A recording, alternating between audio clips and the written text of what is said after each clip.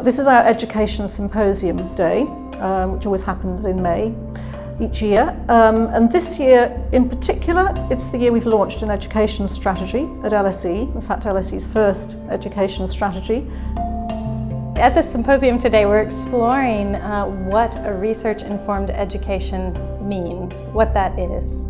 Is it one where the teachers, because they're researchers, are informing their students in a sort of research-based fashion? Is it one where the students themselves do research? Is it one where there is a combination, the teachers and the students perhaps do research together? I think it's specifically about demonstrating to students that we're very excited about these topics and this is how we've gone about exploring these topics, and then show them a variety of tools that they can use to explore these questions themselves. So getting them actually to take ownership of these questions.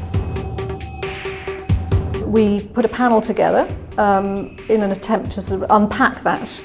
So we've basically had all of these different people come together to share their views and their ideas, their conception of what the role of research is in teaching and learning. I think that actually the modes of critical thinking, the epistemologies that lie at the heart of different disciplines, really speak both to research processes and education processes. At a higher education level, we're really training students to think. So they come sort of out of the typical A-level process where they're spoon-fed how to perform various mathematical operations, but they don't really understand what it is they're doing. So the value added of higher education is to really go away from sort of the rote learning and regurgitating things, to really understand why they're doing what they're doing and how these processes work.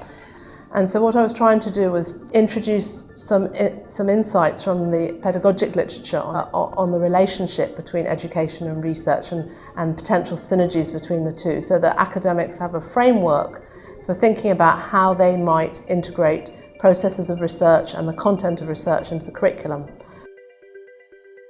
We're trying to make sure that academics are able to blend research with their teaching in a more thoughtful and considered way, thinking about how our research can inform our teaching practices, inform basically the way we get students excited about education.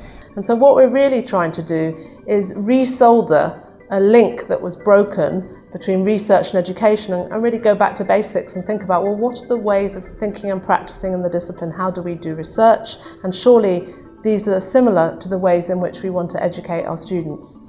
And in one of my sort of opening lectures, I'll sort of give a case study of statistics applied to the research process, and indeed how that whole research process works, and the role that statistical analysis can play in allowing us to try and understand the causes of things, which is the whole raison d'etre of the LSE.